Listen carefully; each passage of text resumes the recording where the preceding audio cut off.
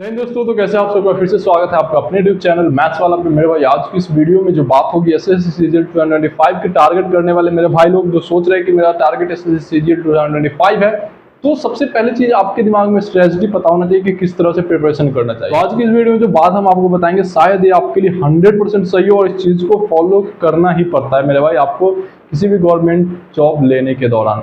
तो मेरे भाई जब आप तैयारी से जुटते हैं तो आपके दिमाग में सबसे पहले बात आती है सिलेक्शन।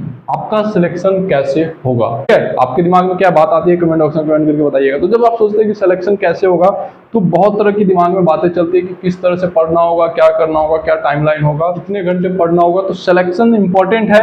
अगर आप सिलेक्शन चाहते हैं तो सबसे इंपॉर्टेंट बात मेरे भाई जो आपका सिलेबस है maths, GK, GS, English, reasoning, आपको सारे सिलेबस कंप्लीट करने पड़ेंगे मेरे भाई। लिख के ले लीजिए। अगर आप कोई छात्र ऐसे हैं जो सोच रहे हैं कि सिर्फ मैथ्स मेरा परफेक्ट है, मैथ्स में 50 आउट ऑफ 50 स्कोर करूंगा तो मेरा सिलेक्शन होगा, कभी नहीं होगा। छात्र जीके जीएस परफेक्ट है, सोच रहे हैं कि मेरा सिलेक्शन हो जाएगा सिर्फ जीके जीएस में 50 आउट ऑफ 50 करके, कभी नहीं होने वाली मेरे भाई। तो सबसे इंपॉर्टेंट चीज, आप कोई भी सब सिलेबस में परफेक्ट है, कोई भी सब्जेक्ट में आपको इन चारों में परफेक्ट बनना पड़ेगा। तो ध्यान दीजिएगा, आज से आपकी प्रिपरेशन होनी चाहिए जो आपको सारे सब्जेक्ट की होनी चाहिए जो आपको एग्जाम में पूछे जाते हैं। दिमाग से निकाल दीजिएगा कि सिर्फ एक दो सब्जेक्ट पढ़ के आपका सिलेक्शन होने वाला है, कभी नहीं होगा।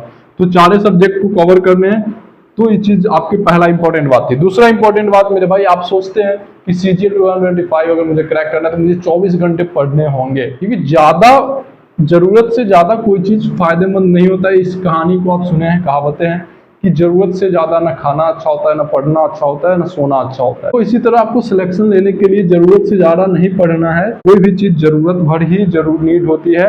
यानी जरूरत भर मतलब कहने का मतलब हुआ कि आपके पास कम से कम 6 से 7 आवर्स नींद सोने के लिए समय होना चाहिए। ऐसा नहीं कि आप सोच रहे हैं 24 घंटे पढ़ेंगे तो ही रिजल्ट होगा, ऐसा बकवास की बातें हैं। 6 से 7 घंटे की नींद आपकी इंपॉर्टेंट है, इसको करना ही होगा। उसके बाद आपको है, मान लीजिए कि इंग्लिश में 2 घंटे दे रहे हैं, जीके जीएस में 1.5 घंटे दे रहे हैं, रीजनिंग में 1.5 आवर दे रहे हैं, मैथ्स में 2 आवर दे रहे हैं, तो ये आपके लिए काफी है।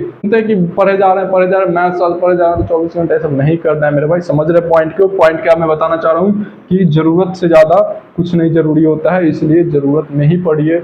इतना इंपॉर्टेंट है, जितना टाइम है उसी टाइम में, मतलब ऐसा सिर्फ दिमाग में प्रेशर डालना है, ठीक है? तो ये बातें से कुछ समझ में आई आपको? कमेंट बॉक्स में कमेंट करके जरूर बताइए।